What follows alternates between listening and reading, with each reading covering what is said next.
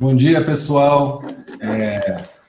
Obrigado pela presença. Hoje é dia 31 de novembro de 2020. Nós vamos continuar a nossa atividade aqui que nós criamos pelo Núcleo Maringá do IAB Paraná, que é Arquitetura Contada, Memória do Arquiteto Pioneiro de Maringá. Nós estamos indo para a 6ª edição. Começamos a primeira edição com o Claudinei Vec, depois tivemos o Gilmar Ferdinandi, o arquiteto Hélio Moreira, o Jurandir Guatassara Boeira, o seu Nildo Ribeiro da Rocha, e hoje nós temos aqui a honrosa presença da primeira mulher que vai participar conosco, né, a Mika Yada Noguchi. Né? Importante, a Mika tem colaborado muito com a gente no próprio IAB, e nas outras ações que existem aí na cidade, nas entidades de associações de bairro, junto ao Conselho Municipal. Então, é uma colega que está sempre disposta, está sempre colaborando em prol da cidade, né? É atualmente ainda nossa conselheira suplente do CAL, né, do Conselho de Arquitetura, colaborou também então, por essa gestão. E é isso, então queria agradecer a presença. Estou vendo aqui a chegada do nosso presidente do IAB Paraná, Luiz Reis, e demais colegas aqui que têm prestigiado com a gente, o João Aguiar, a Norma, a turma do IAB, né, a Márcia Campos. Então, é isso, bem-vindo a todos. Então, a Vandinês Gremaschi, que é a nossa presidente do núcleo, vai fazer a mediação com a Mika, e vamos ter frente aí no nosso papo, como a gente tem feito, tem sido muito agradável, e a gente vai descobrindo histórias e, de certa maneira, inclusive registrando, porque nós estamos gravando as nossas conversas, e isso vai ficando aí para os colegas conhecerem aí esse grupo que tem trabalhado na nossa cidade, que é uma cidade muito jovem, né? E que, no fim, essa turma que nós estamos conhecendo, que estão todos, são jovens também, né? Estão aí saudáveis, são basicamente quase que a primeira geração de arquitetos, mas são a primeira geração de arquitetos que nasceram em Maringá, inclusive, né? Com exceção da Mika, que nasceu um pouquinho mais longe, que a gente sabe que ela vai contar para nós. Então, vamos em frente. Obrigado, Mika. Vandinês, vamos lá. Então, vamos lá. Bom dia a todos. É uma honra, uma alegria muito grande receber a Mika Yada Noguchi, arquiteta que nós admiramos muito, honramos nesta manhã. A Mika vai nos contar, né, um pouco da sua história, da sua trajetória. Mika Noguchi é mestre em conforto ambiental, especialista em obras públicas. Então, vamos lá. A Mika vai nos contar aqui um pouquinho da sua origem, né? Como disse o Aníbal, veio de um pouquinho mais distante, né? Mas diretamente, né, do Japão. Mika, conta para nós como é que foi a vinda da sua família, essa experiência, né, de uma cultura tão diferente da nossa. Vamos lá, nós estamos curiosos. Bom, obrigada, gente. Primeiramente, eu agradeço pelo convite do Núcleo IAB de Maringá, em especial a Tânia, que fez esse convite, foi até uma surpresa. Agradeço por colocar na Maringá Encantada, que eu falei, inclusive, para a Tânia uma vez, a gente fala Maringá Encantada, arquitetura contada, todos nós colaboramos, de uma certa forma, nas questões urbanas. Se você trabalha, é uma colaboração que está prestando à cidade. Bom, vamos lá, gente. Eu vou pedir uma ajudazinha da Vandinês, na parte de logística, sim. Eu fiz um texto, eu espero que consiga em 1 hora fazer isso bem rapidinho.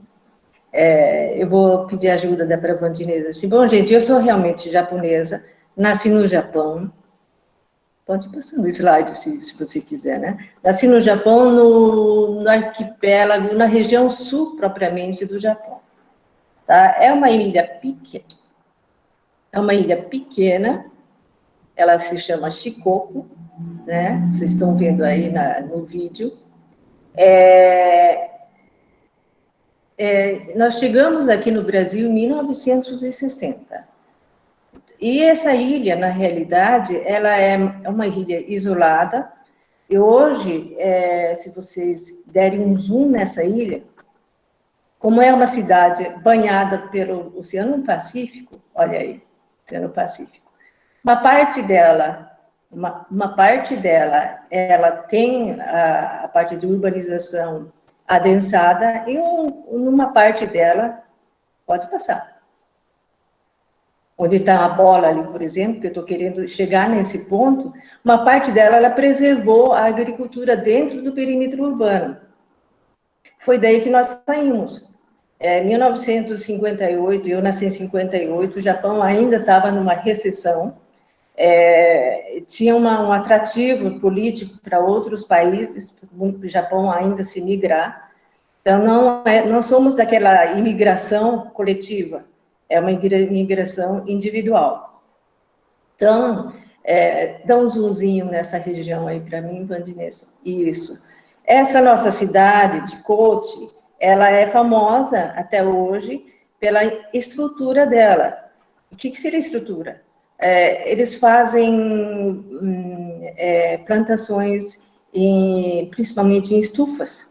Eles conseguiram uma tecnologia, canalizaram o rio, né? Trouxeram a água limpa, por isso que eles dão importância muito grande nos rios das montanhas, nos rios das águas que chegam das montanhas, eles canalizaram e criaram hiperquadras. Cada quadra dessa, mais ou menos, que vocês estão vendo de estufas, ela equivale a 10 mil metros quadrados. É 100% mais ou menos. Então, os proprietários, elas têm as moradias num vilarejo e trabalham nessas superquadras. Aí você vê, né? Toda essa parte branca que vocês estão vendo são quadras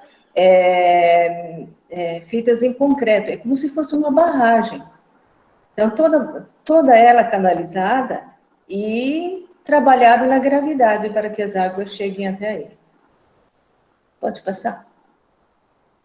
Você vê o caminho para as moradias, do lado esquerdo ela já está urbanizada, ela está estruturada para você fazer a chegada das águas, tem uma parte plantada de arroz já, e no fundo eles trabalham com estufas, tanto de verduras como de outras plantas e tudo mais. E eles vendem para o país inteiro, tá? Então, a parte enfática nessa minha terrinha seria isso daí. E mais a questão dela tem uma fama pelo fato de ter uma raça especial de cachorros, que chama-se Shikoku Inu. Pode passar. Isso. Ela é semelhante a um Akita, mas mais encorpado. Ele é exportado até hoje também. E eles criaram essa raça justamente por uma caça silvestre. O Akita hoje é mais comercializado, né? Ele é mais famoso. Pode passar. Isso aqui é uma fotografia. Meu pai gostava muito de fotografar. Tem até praticamente 70 anos ele fotografava. Então, sou eu dentro do navio, vindo para o Brasil. Completei 2 anos no navio. Naquela época, você viajava, saía do Japão, passava em Los Angeles, Panamá e vinha para o Santos. 40 a 45 dias de duração dentro do navio. Então, você tinha que ter alguma atividade. Eu estou balançando na corda aí. Pode passar. E a maresia incomodava, Mica? Como é que era isso? Eu não sei desses detalhes. Como eu era criança, eu tinha uma atividade praticamente integral lá dentro, e as famílias acabavam se conhecendo, né? E nós viemos diretamente para Apucarana. Antes de vir, eles já conheciam o cidadão lá de Apucarana. O cidadão de Apucarana já tinha comprado as terras da Companhia Melhoramentos, tinha se dado muito bem com café. Aí, depois de uns 15 anos, eles, com a fortuna que eles tinham, eles queriam retornar para o Japão. Daí, meus pais compraram, adquiriram o terreno deles e se instalaram em Apucarana. Trouxemos todos os equipamentos de agricultura. Era linda, feito em madeira, madeira real do Japão, aqueles de limpar arroz, de passar o milho, porque ele imaginou que fosse a mesma estrutura. Chegando aqui, ele teve que descartar tudo, porque o grão de arroz não combinava com os diâmetros da esteira de não sei o quê, então virou sucata e tinha que começar tudo de novo. São situações assim. Daí nós passamos um bom tempo, eu passei a infância em Apucarana, fiz colégio estadual, e depois, naquela época, como época do Ney, né, do Guatassara e tudo mais, a gente tinha que ir para uma cidade maior para estudar. Se você tem intenção, não tinha praticamente universidade na região. Então, eu escolhi Curitiba. Fiz o cursinho lá em Curitiba, fiz o positivo. Em 1975, teve aquela geada horrível. Meu pai não tinha dinheiro para poder gastar com a educação. E, por sorte, encontrei uma família da República, né, que a gente tinha montado lá, só de japonesas e da região de Apucarana. Pediu para dar aula particular para famílias que vinham do Japão. Naquela época, a Furukawa, que estava se instalando em Curitiba, ela estava iniciando com a questão das logísticas de telefone e tudo mais. Era o início da cidade industrial lá de Curitiba, né?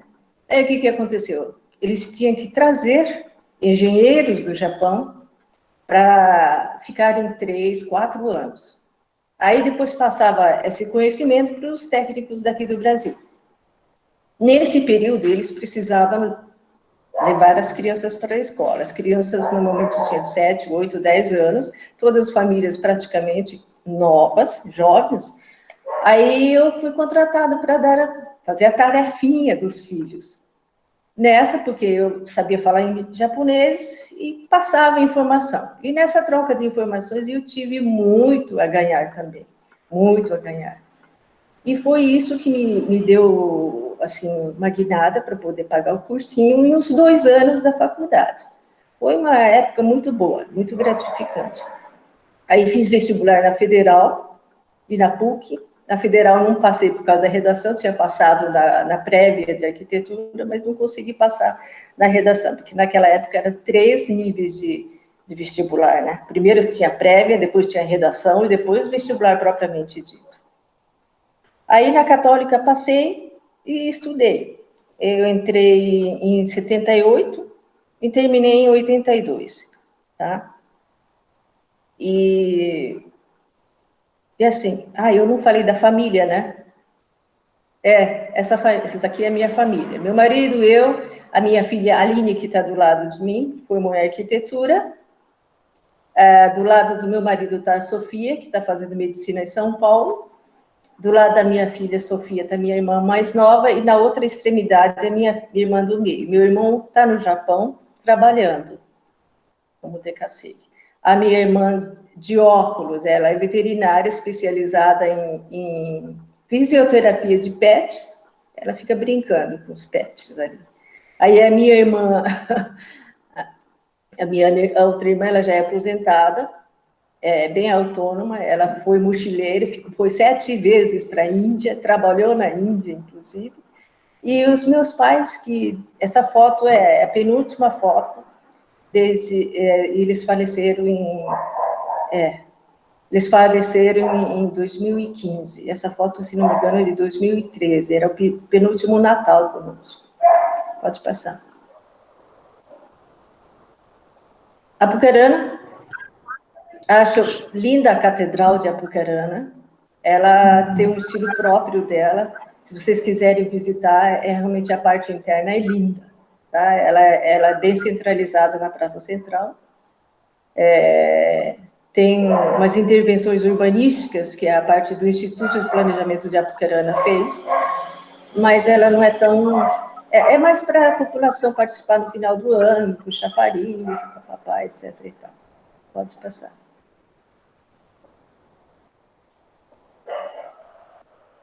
Isso aqui é a nossa turma, que acompanhou na universidade desde o começo, do primeiro ano até o último ano. Aqui nessa foto nós estamos trabalhando em cima de um planejamento urbano da cidade, uma das cidades metropolitanas de Curitiba. Nós tínhamos que refazer a cidade inteira. Deitada aqui embaixo à esquerda, Ângela Canabrava, que hoje está lá no CAL. Ela já passou por várias atividades, ela foi docente também, então, ela tem um vasto conhecimento e até hoje atua, né, inclusive. E hoje ela é artista. A Cristina Barnabé, que também está em Curitiba, é irmã do Paulo Barnabé, também foi docente. Silmara, Maria Alba, Mica e Silvana. A Maria Alba, ela casou com um professor nosso, né, de arquitetura, o Kei Marguiri, o Luiz Reis deve conhecer. O Kei, ele é o maior colecionador de gibis do Brasil, praticamente. Ele tem uma gibiteca. O gibi que você quiser realmente... Eu não sei se ele terceirizou, eu não sei. O Luiz Reis depois deve falar sobre isso daí. Mas ele é uma figura. Tá? Pode passar.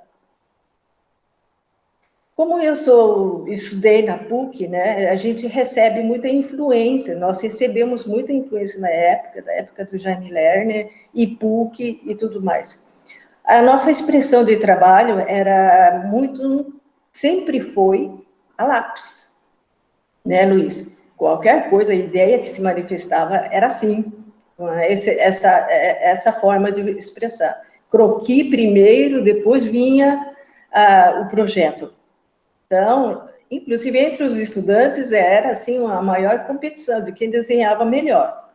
E quem desenhava melhor tinha uma ideia melhor, seu projeto sempre se destacava na parede, e aquela necessidade de alcançar uma perfeição e a competitividade era muito grande dentro da sala de aula.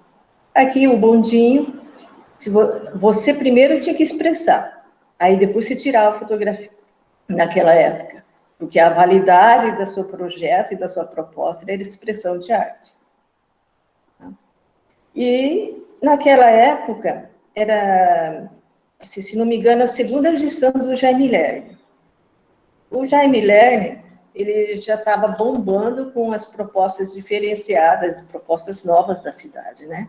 E a gente se espelhou muito naquela época com as propostas urbanísticas. Então, a gente incorporava muito, tentava participar muito das coisas. Aqui é uma Rua das Flores daquela época, que ainda tinha um cercadinho de madeira nos vasos, né? E, no fundo, você vê aquelas bolas roxas em acrílico. E, se não me engano, me corrija, o senhor Luiz, foi o Abraão Assis Assad, que fez o projeto desses equipamentos comunitários, equipamentos aí no centro. Tinha quiosque de flores que a gente sempre passava, o Abraão Assad, isso mesmo. As flores, então, final de semana, eles trabalhavam justamente, esse nosso colega, é um espetáculo, ele é uma pessoa simples, que inclusive senta ali e fala, dá vontade, como se aquilo fosse uma coisa bem natural. Então, a gente via as crianças participando do final da semana, porque a prefeitura ela se integrava com a Secretaria de Cultura, a Secretaria de Educação, e fazia com que as próprias crianças valorizassem o espaço urbano. Isso foi criando uma identidade da Rua das Flores, foi criando uma identidade da própria cidade, do local, e os turistas, então, colocavam Curitiba como um cartão postal fundamental para a passagem. Então, assim, para fazer parte do nosso currículo de vida, assim, foi muito interessante passar meus anos ali em Curitiba. Tá? Passar. Sim, que delícia de história, de trajetória, de formatura, né? Que gostoso, formação profissional, né? E quanto à sua atuação profissional, Mica, depois da tua formatura, você retornou logo para Apucarana? Como é que foi? Como é que você chegou aqui em Maringá? Como é que foi isso? Então, nós nos formamos, cada um ficou por um canto. No último ano, eu trabalhei com Samuel Oquim, último ano de estágio, né? Mas eu trabalhei com Ciro de Correia Lira, ele está hoje em Rio de Janeiro, no Patrimônio Histórico. Segundo, terceiro ano, se não me engano, eu entrei no escritório dele para fazer o desenho do patrimônio histórico. Confesso que nunca foi muito do meu jeito trabalhar na parte do patrimônio histórico. Mas, assim, Eu fiquei pouco tempo com ele e com Lapastina, que também foi presidente a parte do patrimônio, esqueci o nome já. Aí depois com o Otelo Lopes, filho, ele ainda faz, acho que, muita residência lá. Depois fiquei com Samuel Alquim. Aí depois voltei para Apucarana. Falei assim, olha, eu vou começar do zero, do IFAM, Tânia, obrigada. Exatamente, do IFAM. Depois voltei para Apucarana. Voltei lá e comecei a trabalhar numa construtora de Apucarana. E lá tinha muitos projetos, assim, residenciais, cidade do interior. Comecei a trabalhar lá. E tinha 2 desenhistas, por sinal, que estavam, assim, encantados com a arquitetura, de 15, 16 anos. Eu nunca ia imaginar que um dia na minha vida fosse encontrar com esses 2 desenhistas. Um era o Márcio Lorim, que hoje trabalha na prefeitura de Maringá, e o outro é o professor Oigres, que, se não me engano, acho que é o Oigres, que era de Apucarana, que hoje ele é do IAB de Londrina. Depois de praticamente 15 anos que eu encontrei com eles e ressuscitaram essa possibilidade de não ser a mesma pessoa. Mica, você é aquela de Curitiba, de Apucarana? Isso, e bate-papo vai tudo. E assim foi. Mas de lá de Apucarana, eu recebi o convite do Paulo Barnabé, porque conhecíamos a Cristina, né? O Paulo Barnabé dava aula na UEL, e ele fazia alguns projetos aqui em Maringá. E aqui em Maringá ele dava, assim, ele trabalhava junto com a Marisa Shimabukuro e com a Sônia, sabe, que ela já tinha montado a Modulor Arquitetos, né? Convidada a trabalhar, e eu vim para Maringá com esse convite e aqui acabei ficando. A Modulor acabou fechando em 1990, mais ou menos, porque 1980 foi uma época de crise econômica, assim, embora a gente saiba que a crise econômica era grande, mas a parte de construção civil ainda tinha sua pujança. Começou a surgir muitos projetos de 7 pavimentos na zona 7, inclusive na parte central, e assim, ia, né? Mas, assim, teve praticamente o fim das construtoras nessa época, e muitos escritórios acabaram fechando com isso. Aí, em certa época, no seu período, o Marcos Kenji, que vocês conhecem daqui, que também é de Apucarana e trabalha aqui, sempre trabalhou. Nós nos encontrávamos em Curitiba também. Ele falou assim, Mica, você não quer trabalhar comigo por um período? Aí acaba indo trabalhar com a equipe dele lá na Mercantil Internacional, de café solúvel. Ele ficou, acho que praticamente 1 ano e meio na ativa, e acabou fechando também por problema financeiro, né? E também de Apucarana, Márcio Lorim. E nessa equipe do Marcos Kenji, lá na Mercantil Internacional, estava o Amaury Donadon. Ele era desenhista nessa época. Hoje ele é dono da loja de vidros e é presidente de um sindicato de varejos daqui de Maringá. A gente se encontra hoje e fica contando Vidrofix. Memória boa, Tânia, obrigada. E a gente acaba contando as histórias antigas. E o mundo, a gente fala que dá volta e ela tem um percurso muito curto, né? Depois da Marcos Kenji, acabei recebendo o convite da Salete, Maria Salete Singales, para entrar na prefeitura. Foi na gestão do Ricardo Barros aí já, né? A Salete já estava lá no período e todos foram desenhistas. A Salete já estava lá um período e acabou puxando para entrar lá. Aí um vai puxando a outra, daí veio a Ivana Cabral, aí veio Estevão, aí veio, deixa eu ver, José Ângelo Mincache, Karen Schwab, né? Isso já era na gestão do Ricardo Barros. O nosso chefe principal era o Adolfo Cochea Júnior. Ele tinha, assim, as rédeas curtas para a gente. Inclusive, eu até pedi permissão para falar o nome dele na live de hoje, e ele falou assim, não, está dada a permissão, vocês deram um bocado de trabalho. falei assim, é a gestão da geração dos questionamentos, né, Adolfo? Mas ele deu risada. Nessa época, a Karen depois foi para a França, né, fez uns 2, 3 meses de especialização de paisagismo e ela conseguiu voltar para Maringá, mas não deu tempo de formar uma equipe de paisagistas lá para poder trabalhar na questão da cidade. Aqui eu só fiz uma intervenção da cidade, mostrando o mapa da cidade, mais a título de ilustração, como a gente vê o primeiro traçado de Maringá. Você vê que de uma forma bem orgânica, né? Aí, esse foi, na realidade, o que começou o parcelamento e as diretrizes de Maringá. Você vê que em linhas muito finas ali, você encontra a linha de topografia, as curvas de níveis. E esse desenho, ele acompanhou as curvas de níveis para que possa criar uma drenagem interessante. Por isso que tem esses 2 bosques ali, para que todas as águas pudessem cair nela. A área de preservação não foi jogada de graça nesse local. Justamente a topografia favorecia para isso. Agora, no outro slide, no próximo, você vê o que acontece.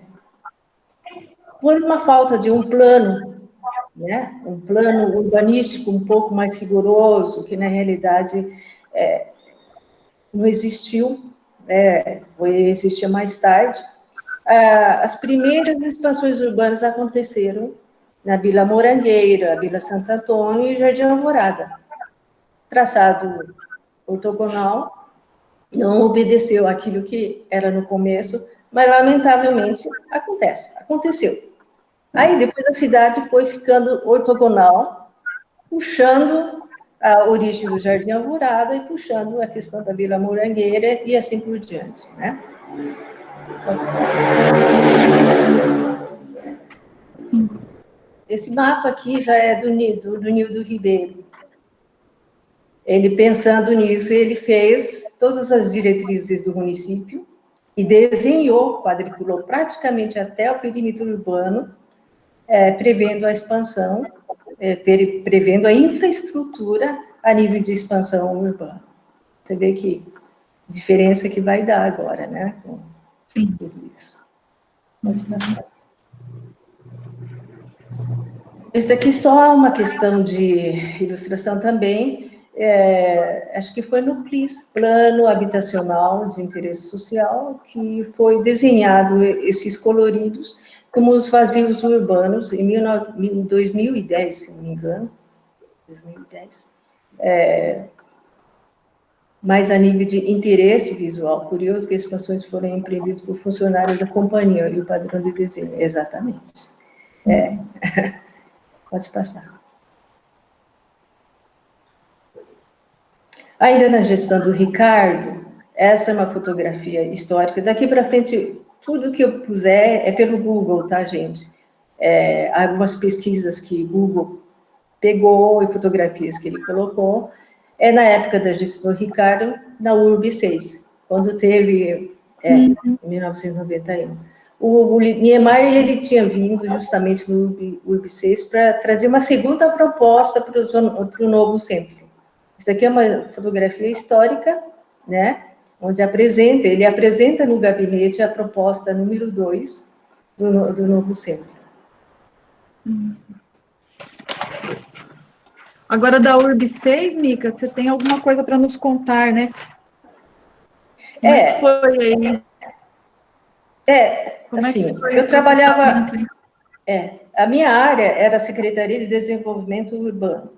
Na verdade, eu não trabalhei na parte de planejamento e propriamente dito nessa gestão, porque a parte de planejamento era a Metroplan. Ela fazia a questão de urbanização da região metropolitana e da cidade. Então, a minha área da secretaria era mais, assim, operacional, né? Quando foi falado, o Guatassara, da Metroplan, ele era presidente da Metroplan, você vai ter o URB 6. Ninguém acreditou. que fosse acontecer. Imagina arquitetos do mundo inteiro vindo para Maringá.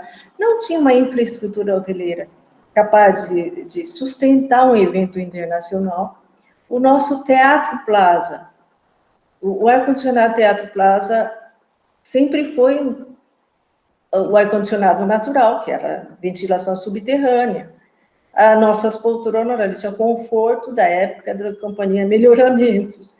Todo mundo ficou assim, mas vai ser do jeito que... E aconteceu, sabe? Foi assim, colocar o plano na frente e o peito, bater no peito, dizer que vai acontecer, e aconteceu. Para todos nós foi, assim, um presente, né? Porque todos nós, enquanto arquitetos, de uma forma ou outra, acho que participou nessa época. E o Guatassara fez um sorteio. Fulano da secretaria de tal vai acompanhar Beltrano, o arquiteto tal. Aí o Guatassara nos deu, quer dizer, para mim e para a Salete, a Rosa Clias, para colocar no fusquinha branco da prefeitura e dar volta pelos canteiros centrais da cidade. A Rosa Clias, na época, ela deu aula para PUC por um período X. Então, ela foi nossa docente por um período, acho que de meio ano, lá na Universidade Católica. Então, eu a tinha mais como ex-docente, ex-professora, toda encantada e tudo mais. Ela entrou no Fusca com mais um urbanista, e eu não lembro quem era, Salete, e o motorista do Fusquinha. Fomos andando. Aí, todas as vezes que ela passava por um canteiro central, ela colocava a mão na testa e dizia, meu Deus, quem fez isso? Naquela época, o Miro Falkenbach, ele tinha acabado de levantar a paisagem do canteiro central, da Avenida Tiradentes, da Avenida Paraná, da Getúlio Vargas, levantou o canteiro central, murou de pedras, colocou a terra e enterrou praticamente as árvores. E plantou alguns arbustos, e na Avenida Rio Branco, se não me engano, ele tinha colocado os murunduns aleatórios. Ele fez um relevo, um baixo relevo, que até pouco tempo já ainda estava lá. E plantou espada de São Jorge em alguns pontos, como se estivesse bordando o canteiro, entre os flamboyantes. A Rosa falou assim, meu Deus, vocês como arquiteto têm que rever esse paisagismo. Não tem como uma cidade bonita como essa ter um paisagismo como esse. Aí, para nós era tudo engraçado, para tudo assim era divertido. Aí foi uma façanha nessa época. E a Avenida Herval, ainda aquelas tâmaras que tinha ali, tinha um porte mais baixo, tinha plantado, e você não sabia distinguir se eram tâmaras ou butiás. Na minha cabeça era butiás. Aí quando ela perguntou para mim, aquelas são butiás, que lindas estão. Daí eu falei assim, sim, são butiás. Aí depois ela foi embora. Então, depois de 2 anos, eu fui verificar que não eram tâmaras. É só uma questão na Tiradentes, eu não sei. Eu só sei que a execução foi do município do Miro Falkenbach. Bom, foi uma curiosidade, tá? E no último período do Ricardo, ele quis fazer o pavilhão de exposições, ali onde é o centro de exposições. Acho que pode ser o próximo slide. Pode passar. Isso. Aí vocês veem o centro de exposições em vermelho, o pavilhão maior e um pavilhão menor. O Ricardo tinha uma ideia sensacional, que todas as atividades elas se concentrassem aqui para o evento anual, de todo o período do ano inteiro deveria ter o evento.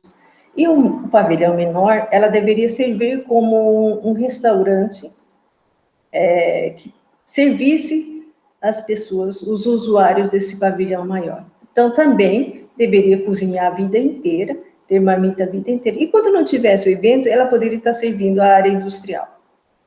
A ideia foi muito boa. Então, o Adolfo falou assim, Mica e Salete, vamos para São Paulo fazer uma visita a alguns restaurantes nesse porte. Você acredita que em São Paulo não tinha nesse porte, do jeito que ele estava falando? Visitamos muitas cozinhas industriais, mas não para eventos específicos como esse. Mas foi um grande estudo, né? Inclusive, visitamos o restaurante de Guarulhos, que era mega, né?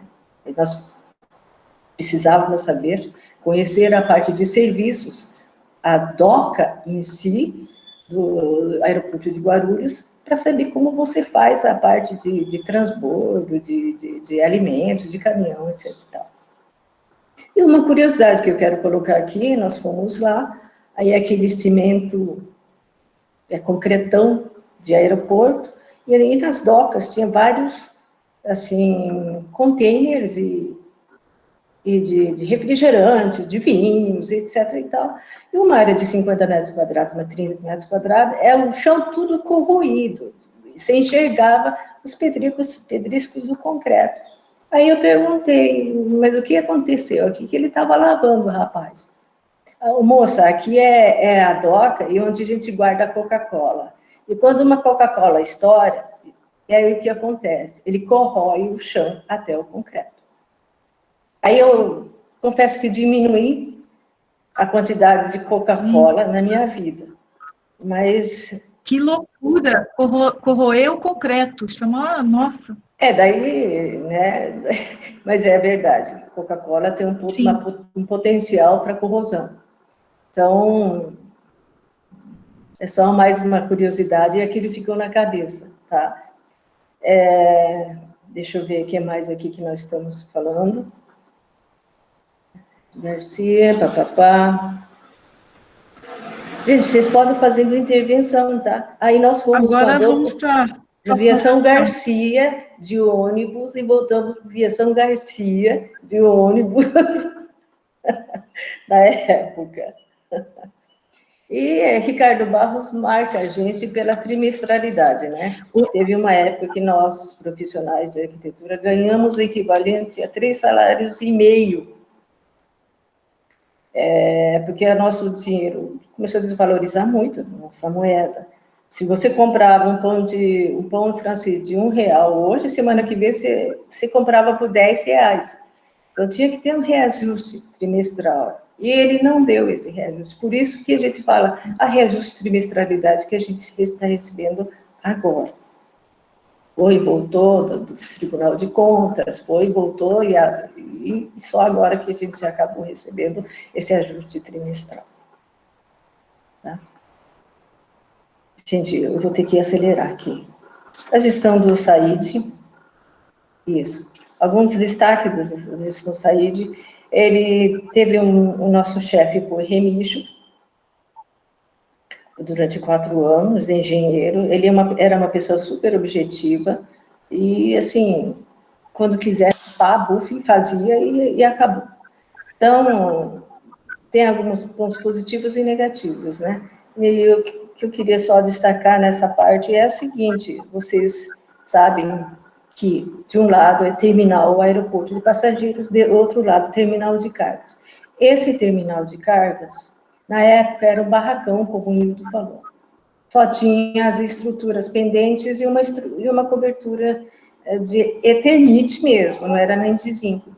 Aí o Remígio falou assim, vai ser terminal de passageiros aqui, você vai fazer o projeto adaptando isso aqui. Mas Remígio é só um barracão. Vai ser terminal de... Eu chorei, mas eu tive que fazer um rascunho. Aí isso daí virou terminal de passageiros. Ele inaugurou, ele fez toda a pista, inaugurou esse barracão que vocês estão vendo como terminal de passageiros no final da gestão dela.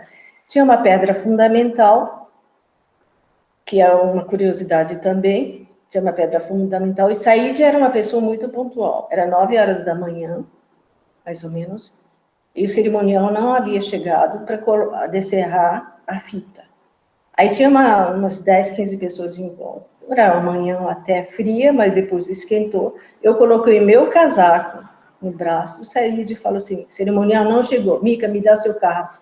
casaco, que vamos descerrar a pedra fundamental com o seu casaco. Aí ele pegou de um lado, Remígio pegou do outro, está feita a inauguração. Então, eles tinham a forma de conduzir as coisas eram muito objetivas, assim, sabe? Aí eu quase chorei de novo, porque estava a inaugurar o terminal de passageiro. Aí, a sorte minha, que depois, na gestão do Jairo, foi implantado o Instituto de Planejamento, o IPLAN, propriamente dito, que o Nildo Ribeiro assumiu. E nessa gestão foi feito o projeto, descartou-se esse barracão para fazer o novo terminal de passageiros que é hoje. Aqui, pode passar. Só para ilustrar também que o saída e o rebaixamento da linha férrea do novo centro começou em 1995. Está registrado aqui. Em homenagem novamente ao Nildo, né? Quem fez essa homenagem na época, isso aqui é cópia da Maringá Histórica, se não me engano, teve uma homenagem especial, tem um vídeo na qual fala, né, arquiteto responsável por conceber e tal, e ele foi presidente do Instituto de Planejamento na época, na gestão do Jair, por um período mais ou menos de 2 anos. O Instituto não deu certo, porque ele tinha falado que ele acabou sendo absorvido pela gestão e não tinha muitas das características de um instituto. E foi nele que nós desenvolvemos um projeto do aeroporto.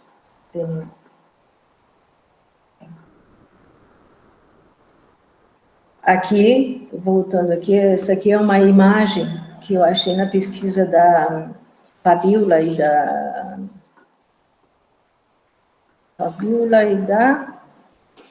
Giane.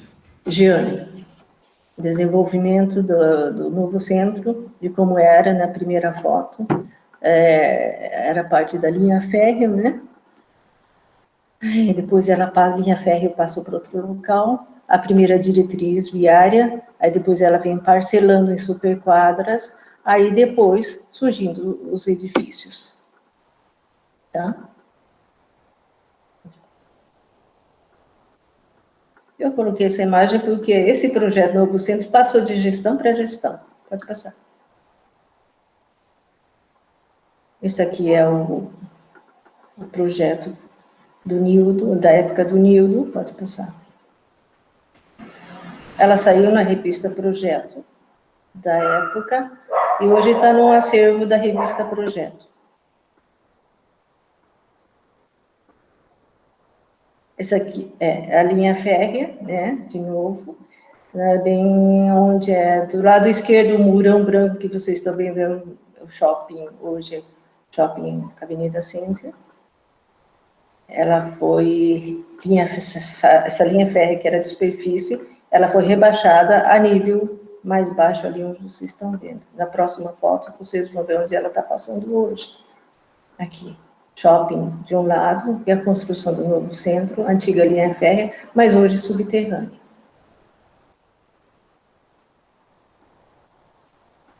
Aqui já é uma questão, entrando na gestão do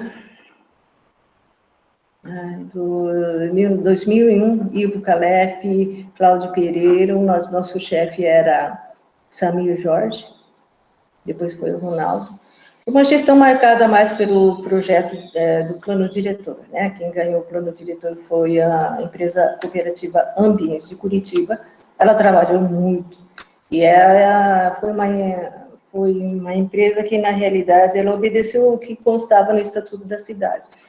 Foi exigido, na época da licitação, um arquiteto sênior na parte de plano diretor, e nessa época veio a Gislene. A Gislene era professora, acho que até hoje. Ela deve ter sido aposentada já, da parte de planejamento urbano na Universidade Federal do Paraná.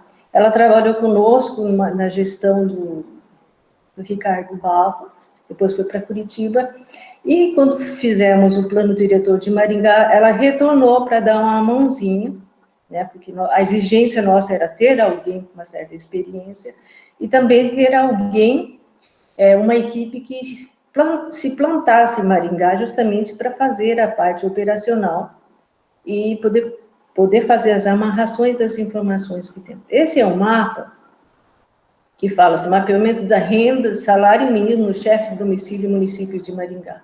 Você vê um triângulo ali do lado, a base é de renda menor, o que está vermelho fica nas periferias, o que está em amarelo na parte intermediária, e fica uma pirâmide, na ponta, no ápice do pirâmide, um tom azul, que é a renda das pessoas, da população mais central. Aqui tem o mapa da parte de Maringá, parte de Paysandu e a parte de Sarandi, tá? Também foi utilizado muito esse mapa para as outras pesquisas. Isso que a gente fala, os institutos, ela tem a obrigação de trabalhar com as entidades, com o setor das universidades. Quem faz as pesquisas não é o município, são os pesquisadores das universidades. Tem muita informação que ela pode ajudar e alavancar nas pesquisas. Banco de dados é universidade. Então, que nem, por exemplo, esse material passou já por várias pesquisas na mão de todo mundo, né? A gente vê que se você colocar no Google, pesquisa disso, não sei o quê, aparecem 10. Das 10, pelo menos os 5 são docentes daqui, né? Então, eu acho que tem que trabalhar mesmo com o instituto, que seja o instituto, que seja a secretaria, junto com as universidades. Pode passar, gente. Aqui,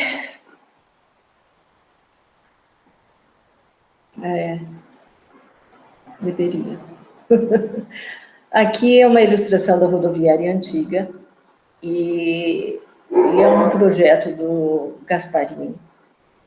Eu acho que eu coloquei uma ordem errada aqui, mas de qualquer forma é só uma questão de curiosidade. Afro e o Gasparini, né? Que trouxeram essa proposta numa determinada data a pedido da gestão do Silvio Barros. Guatassara pediu que eles viessem e eles fizeram a proposta. Onde tem esses 2 prédios transparentes, cortado, enviesado, é onde está a rodoviária antiga ali, tá? E a questão das propostas do Novo Centro, que na realidade ela apareceu como uma proposta e não foi utilizada propriamente ainda. Uma curiosidade também que nesse dia o Guatassara pediu para eu e a Ienaco. O Guatassara era assim, ele chegava numa hora e falava assim, vai acontecer isso daqui a 3, 4 horas, então vocês façam isso. O Guatassara, ele tinha né, ele tem isso daí. Então, um dia antes ele falou assim, vocês duas, Mica e Naco, vão recepcionar o Gasperini. Vai chegar em tal hora no aeroporto. Nós éramos técnicos assim, e não tinha essa capacidade de fazer a honra da recepção. Eu não sabia realmente a afeição da pessoa. Eu fiquei muito, muito preocupada com essa situação de você fazer a honra. Entrei na internet, verifiquei tudo, mas não serviu muito. Mas a preocupação minha era tão grande, também acho que o Guatassara deveria ter falado isso para o Gasperini.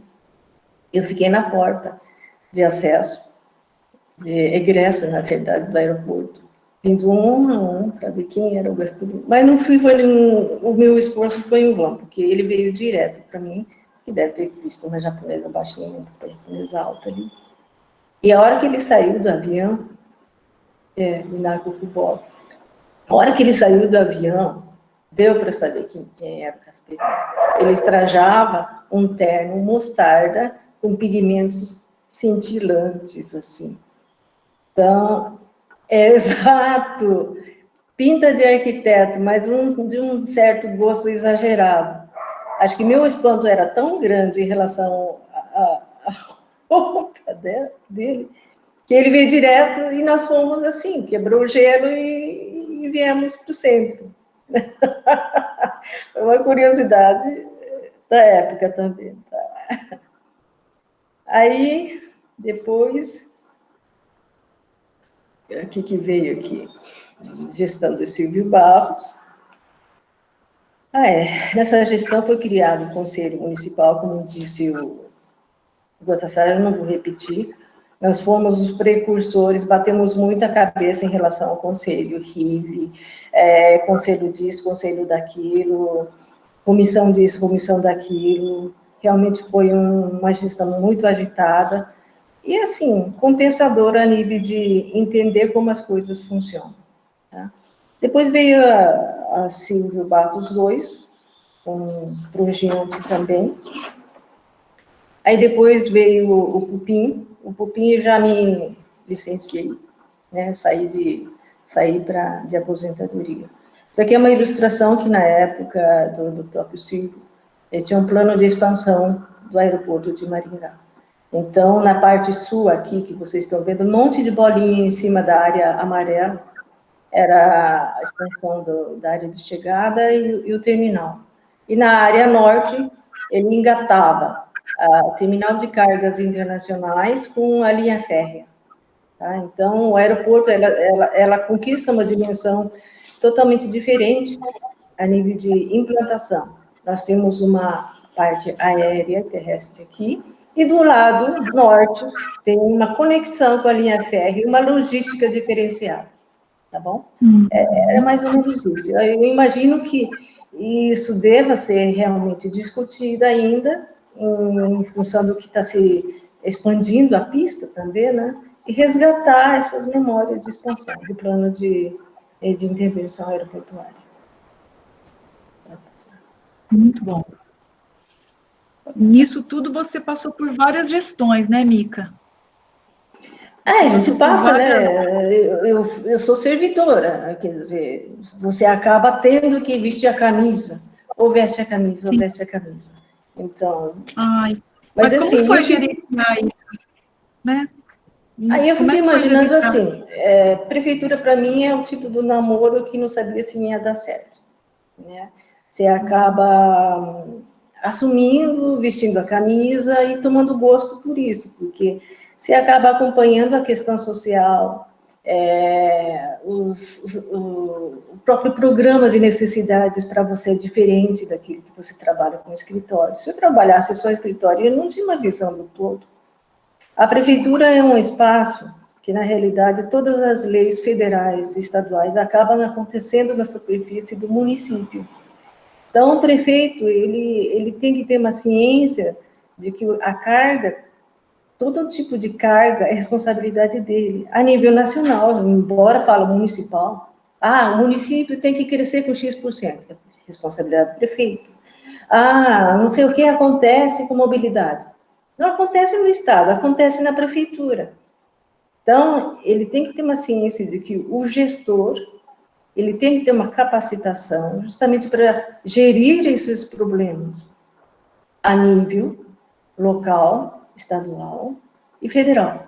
Então, a gente aprende com isso, começa a acompanhar os seus chefes e junto com os seus chefes, acaba acompanhando o prefeito. O piloto do trem muda, mas a equipe administrativa, ela tem que ter noção de como você tem que trabalhar isso na mudança das gestões. Aí você acaba aprendendo, né? Porque ou aprende, é uma escola. Aqui já depois que me aposentei, junto com a Fabíola, fizemos a revisão do plano diretor de Paysandu. Né? Vocês podem ver a Fabíola numa dessas fotografias. Ficamos, acho que, uns 2 anos trabalhando nessa parte. Tá? Pode passar. Aí depois veio o seu Aníbal, com a possibilidade de ser conselheiro, um ótimo articulador, por sinal, né, Aníbal? Um ótimo político, por assim dizer. Antes de ser conselheira, nós fizemos parte da Câmara Técnica, para ter uma noção do que é uma Câmara Técnica do CAL. Eu acho que foi uma proposta que acho que até pode resgatar ali o Aníbal, porque a Câmara Técnica, ela deveria funcionar bem, só faltou, na realidade, umas rédeas ali, porque são blocos independentes, regionais, E ela levava todas as informações para o conselho do que acontecia. Então, é como se fossem as formiguinhas voluntárias do lado dos conselheiros. O Jefferson, lá na época, falou assim, nós não temos recursos para poder alimentar essas câmaras técnicas, mas não haveria tanta necessidade, sabe? É só uma questão de acho que um escopo de como você poderia estar trabalhando com isso. Aí depois o conselho, não vou passar informação disso, mas até final desse ano sou conselheira, sou junto com o Nestor Dalmin, né? E aí vamos que vamos, vocês estão de parabéns pelo engajamento, acho ótimo os jovens fazerem parte disso, do conselho, que ela vai trabalhar junto, né? Agora, nesse grupo, tem um misto, uma mescla de pessoas jovens e pessoas já que vêm lá de trás. É uma nova versão, e, Deus quiser, vai dar 100% ótimo para essa gestão. Pode passar. Essa equipe do escritório, depois que saí da prefeitura, resolvi montar o escritório, mas a gente vai lá, eu praticamente vou lá mais para encher a paciência desses jovens. A minha filha, que hoje está lá em Curitiba, ela saiu do grupo, tem o Vanor, tem a Raiza, tem eu e a Amanda. Amanda e Vanor se casaram, né?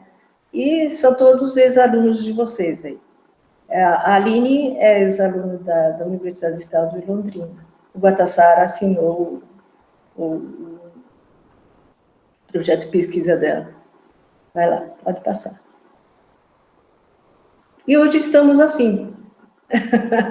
Chegamos nesse grupo interessante aqui, tá? E parabéns ao núcleo. Que bacana, Mica, que trajetória gostosa e marcada por muito equilíbrio, né, Mica? A gente percebe, assim, na tua história, no seu trabalho, nos órgãos públicos, né? Agora, o que ficou, assim, na sua memória? O que te marcou nesse período? O que mais te marcou? O que serviu, assim, uma história que você vai contar para os seus filhos? Que marcou a tua vida profissional aí? Minha vida profissional? Os filhos, eu não sei. Na realidade, assim, se tem uma coisa que eu nunca queria ser na minha vida, era funcionário público. Mexer com os papéis. Mas eu também não tinha noção do que é ser funcionário público, né? Porque funcionário público tem até hoje um conceito que pega ali, bravo pra caramba. Mas um funcionário de um setor de projetos urbanísticos, como eu disse para vocês, que lidar com uma população, que trabalha com uma questão social, noção geral da cidade, é muito legal. Mas, assim, o que ficou na minha memória como Maringá é assim, a cidade de Maringá, ela tem uma pujança da questão econômica, justamente porque a sociedade se envolve. Até hoje a gente já vê isso, pessoal da Sinduscom, pessoal de não sei o quê. Então, existe um equilíbrio em relação a isso, e eles levantam e vestem a camisa e tentam solucionar os problemas. Então, eu acho que isso sim é uma herança para passar de gestão para gestão. Os filhos continuarem, a gente fala gestão, não é só do município, mas gestão das instituições em si. Esse grupo, essa sociedade, essa comunidade que se envolve, junto com a gestão do município. Isso eu acho muito legal, que a gente não encontra em muitas cidades, ainda mais desse porte. Tá? Sim. E com relação ao futuro, sobre Maringá, que cresceu muito, né? Como você disse, foi uma evolução coletiva de um povo que está lá requerendo questionando, né? E o que você imagina para o futuro de Maringá? Assim, o que você prevê o que vai acontecer aqui? O que você imagina para as próximas gestões? Como é que você vê isso, Mica? Futuro é difícil de imaginar, né? Porque Parece que o futuro a gente faz no presente. Eu vim para Maringá na época porque meu presente daquela época era a oportunidade de trabalho. Eu acredito que enquanto você tem a oportunidade de trabalho, você tem a oportunidade de viver e morar no lugar onde você precisa. Então, eu escolhi Maringá por isso, por uma questão de oportunidade. Eu acho que muita gente se entrega na cidade, né, em função do seu trabalho, das suas atividades e daquilo que gosta, acima de si. E acaba gostando da cidade. É uma cidade bem estruturada, tem os equipamentos próximos ao local onde você quer morar, é uma cidade plana, uma cidade média. Isso eu só espero que ela não cresça tanto em função das atividades que têm se desenvolvido. Eu acho que ela pode continuar no porte que ela está, e desejo que o futuro seja sempre aquilo que somamos no presente. E bom senso, acima de tudo. Sim, sim. Isso é muito, muito gostoso de ouvir, muito bom. E, assim, para os jovens arquitetos aí, porque na época que você contribuiu com a nossa cidade, foi uma época de busca, né, solitária, né, você tinha que buscar isso. Hoje está tudo muito mais fácil, mais acessível, né, a própria forma de projeto, de gerenciamento dos dados, ela está muito mais fácil, mais acessível, né, mais rápida, né. E que conselhos você deixaria para o jovem arquiteto, tendo em vista o perfil da nossa população aqui regional? O que você gostaria de dizer a eles? Que se espelham, né, em você, em pessoas como você, que nos honrou muito com a sua participação na prefeitura.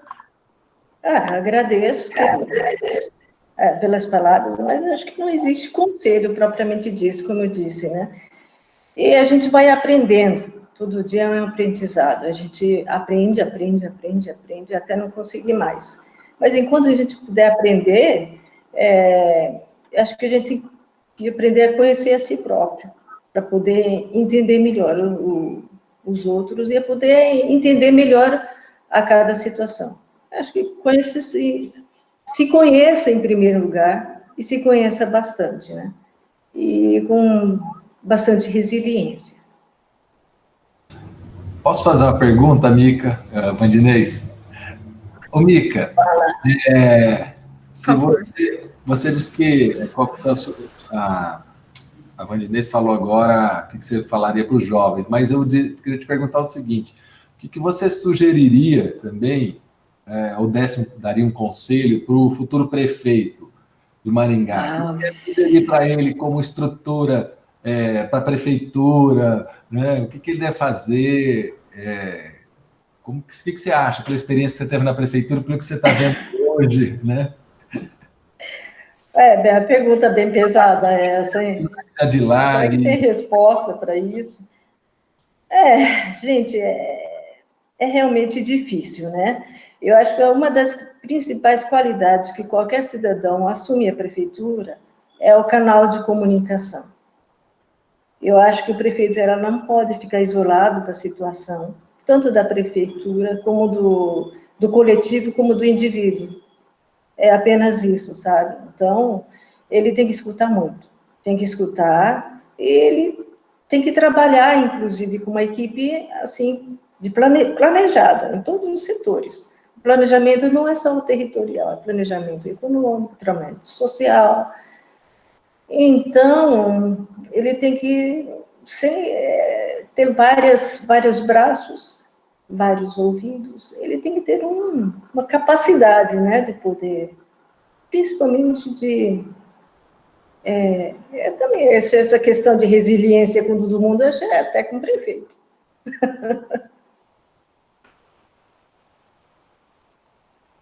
Não sei se responde.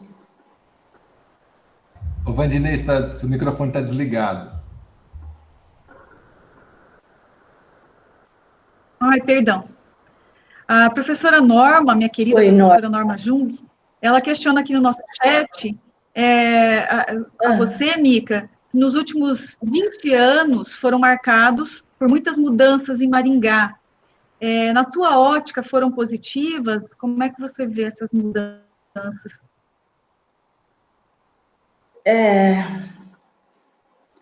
Eu acho que faz parte, é o que a gente pode dizer. A gente tem um objetivo de que essas mudanças sempre sejam... A gente tem uma expectativa, né? Que sejam positivas, que ela vá acontecendo, uma gestão vai puxando a outra, o que eu deixei de plano, o prefeito que deixou o plano hoje vai ter uma continuidade na próxima gestão. A gente tem essa expectativa. Mas política é uma coisa assim, de uma bola de cristal que você não consegue alimentar. Então, elas foram positivas. Em função do que a Maringá é hoje, acredito que ela foi positiva. Tá? Por exemplo, se não tivesse o traçado do Nildo, por exemplo, Maringá, no parcelamento urbano, ela não estaria desenvolvida até hoje. Se não tivesse o investimento pontual de algumas indústrias, de alguma coisa, não estaria gerando economia. Se não tivesse mobilidade, assim, poderia ser melhor? Lógico que poderia. Mas eu acredito que, dentro das possibilidades positivas, Maringá, ela realmente teve, colheu seus frutos.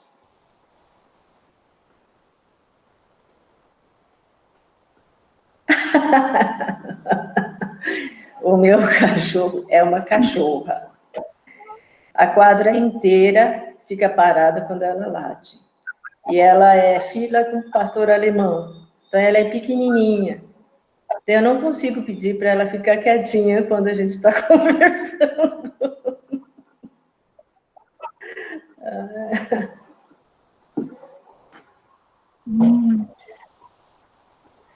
Que delícia.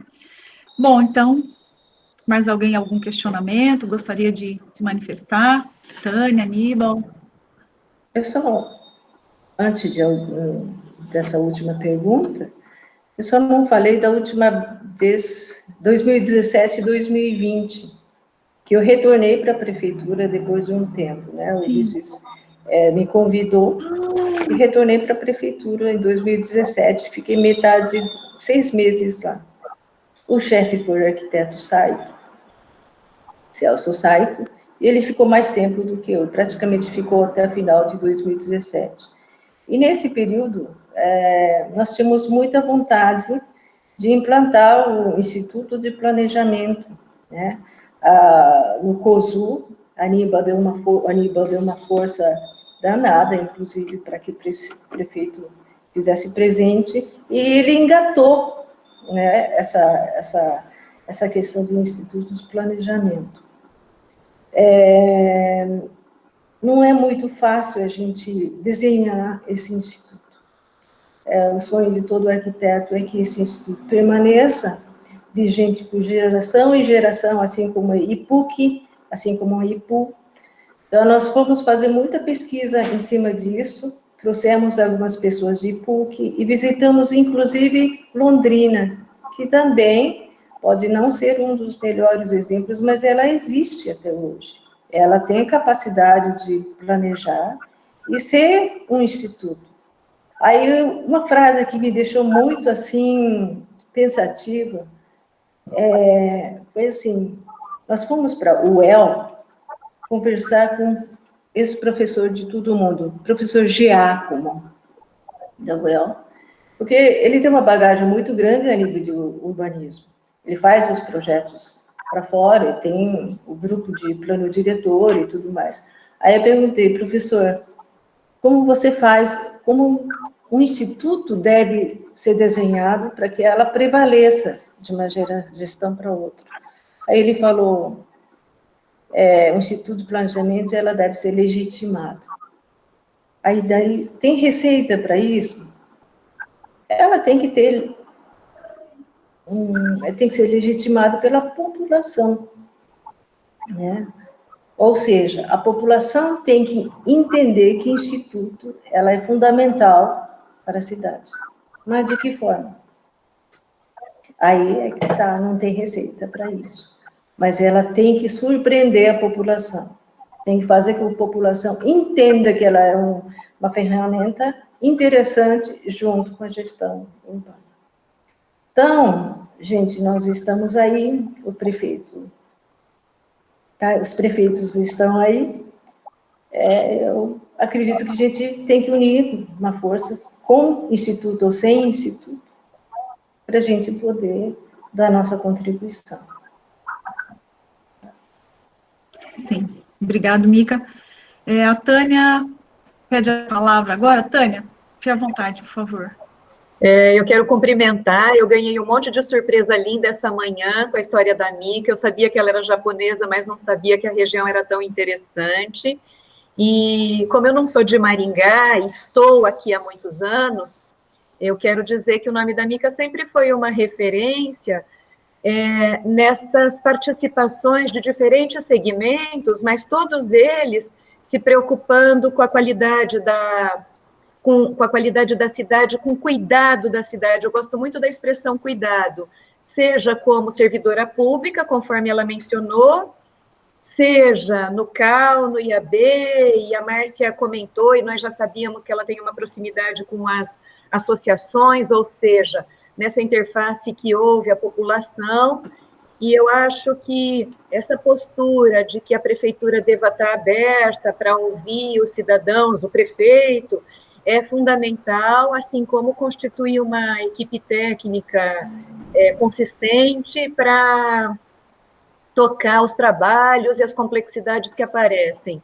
Acho que a contribuição que ela deixa em todos esses segmentos é imprescindível, e eu ia, até agora nessa última fala dela, ia me lembrar que mesmo numa situação de aposentadoria, com outros projetos pessoais e particulares de vida, ela concordou em deixar uma contribuição muito importante para os primeiros passos, tanto da gestão quanto da criação do IPLAN. Então, é uma guerreira incansável com a qual a gente precisa manter proximidade para todas as ações. Eu acho que há momentos da gestão nos quais se exigem atos de resistência, de alguma contestação, e o tempo todo a gente vê de uma forma mais ou menos próxima, mais ou menos presente, a Mica intervindo e contribuindo com essas ações. Maringá agradece. Obrigada, Tânia. A professora Tânia, ela se expressa, ela tem uma facilidade de expressão, né? Esses professores, na realidade, acho que eles já estão habituados em dar aula. A hora que pensa numa palavra, vem com tanta facilidade. Eu gostaria de ter essa facilidade de vocês dois aí, a Aníbal e a Tânia. Obrigada, gente. Sim. Mais uma vez, obrigada, Mica. O IAB honra a tua presença aqui, somos muito gratos. A cidade também é muito grata ao teu conhecimento, que acompanhou todas essas gestões, ancorou, né, com o teu conhecimento, para que isso ficasse bem, né, arrematado. Nós agradecemos muito e ainda tem muito a colaborar conosco. Contamos com você, é imprescindível a tua atuação na cidade, né? Pode falar, Mica. Obrigada mesmo. Aqui a gente fala, a exemplo da Mirna, né? Você tem que contribuir naquilo que puder e aprender sempre. Obrigada. Sim. Obrigada. Então, estamos aqui com as considerações finais. Finalizamos mais uma edição, a 6ª edição do Arquitetura Contada, resgatando aqui o imenso carinho que temos pela cidade, pela história.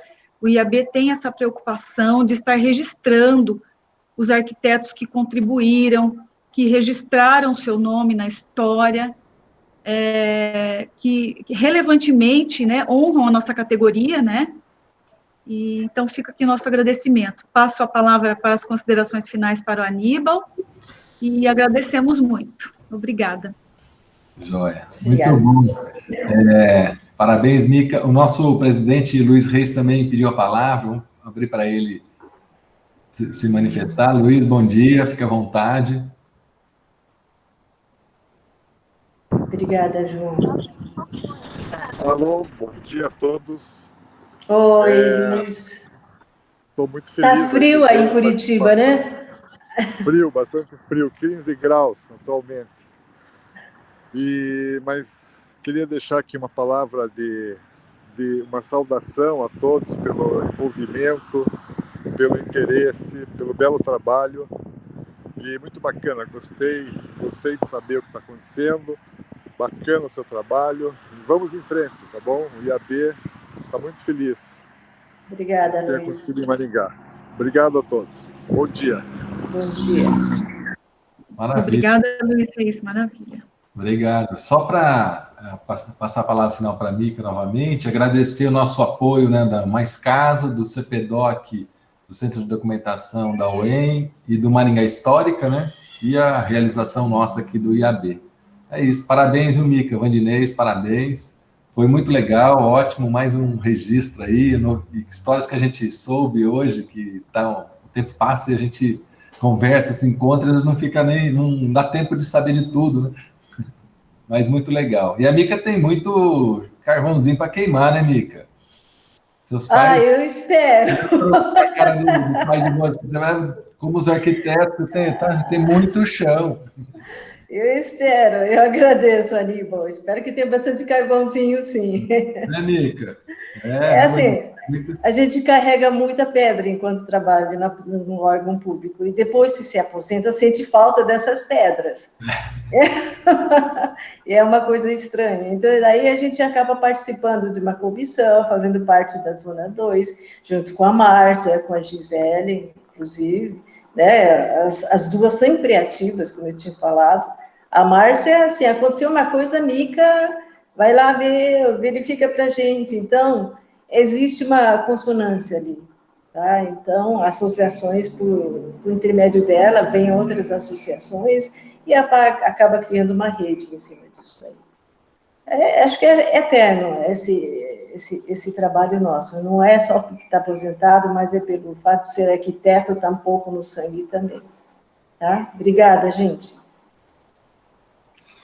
Queria fazer uma contribuição, ainda tem tempo? Sim. Eu fui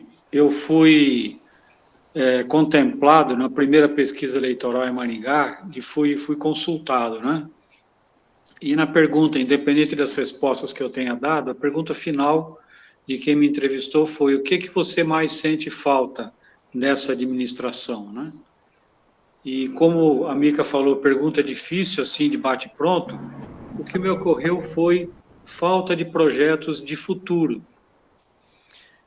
E hoje colhemos frutos de tudo que foi plantado até agora.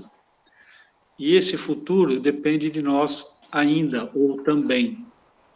Então, Mica, os agradecimentos pelo passado não é fim de linha, é comprometimento com o futuro que ainda está por vir e que depende muito da contribuição de todos que já demonstraram uma participação e esse sangue novo que vem vindo atrás, que venha contribuir muito. Então, como já foi colocado carvão, massa cinzenta, seja lá o que for, mas participação. Isso é que a gente pede, continuidade, que são pessoas que participaram no início, estamos participando agora, e ainda se vislumbra um universo muito grande, muito amplo, e a gente espera que com uma abertura maior nas próximas administrações.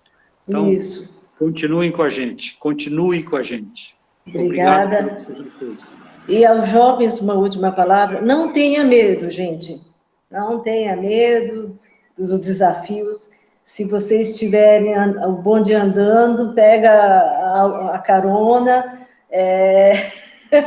pega a carona, sempre vai ter gente dando um apoio, enriquecendo o conhecimento. Não tenha medo, toca o barco para frente, tá? Obrigada.